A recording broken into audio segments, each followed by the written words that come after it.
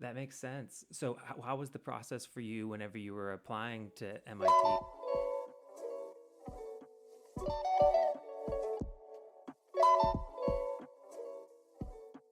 Was it obviously it was really rigorous, but I guess what was the moment that you realized, yeah, I think I could get into MIT, and then what was it like whenever you actually got in?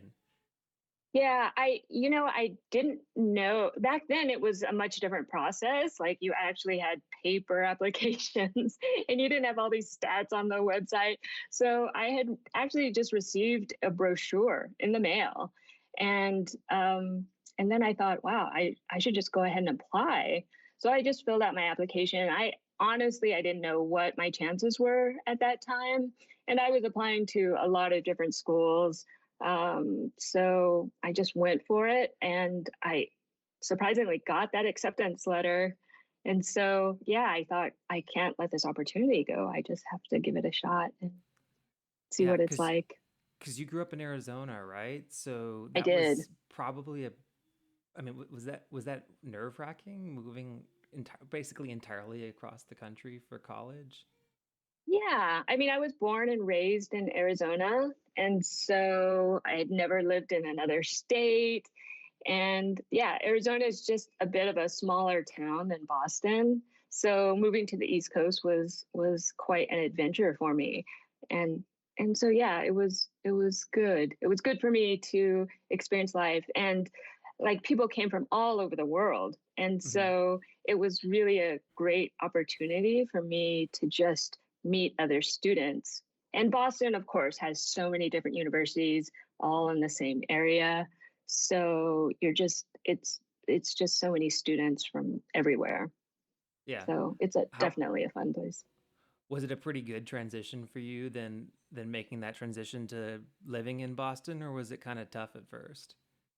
I think there's always an adjustment period, but Yeah. they take good care of their freshmen, meaning everybody has housing. It's a small class, so it's 1,000 incoming freshmen at any given year.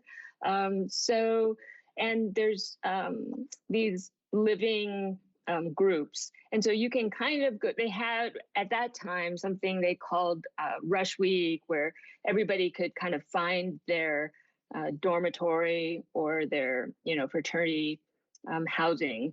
And so you just have a week where you just go visit and you can find which one suits you the best. And so then you can select that and then you just get settled in. So because there's such a small community of students and they give you this opportunity to kind of see, okay, what kind of dormitory do I like? Or, and each one had its personality. And so you could find which one suited you best and just kind of settle in there. So, and everybody lives and breathes on campus. And so you Yeah. really get to know people quickly. Uh-huh. So, although there's always this transition period, where you're just trying to meet friends, trying to, adapt to your classes and going into a new environment with totally different weather, all things like that. But I think for the most part, yeah, the MIT does a good job of just making sure everybody kind of finds their spot. You don't get lost because Yeah. there's so few students. There's always somebody looking out after you.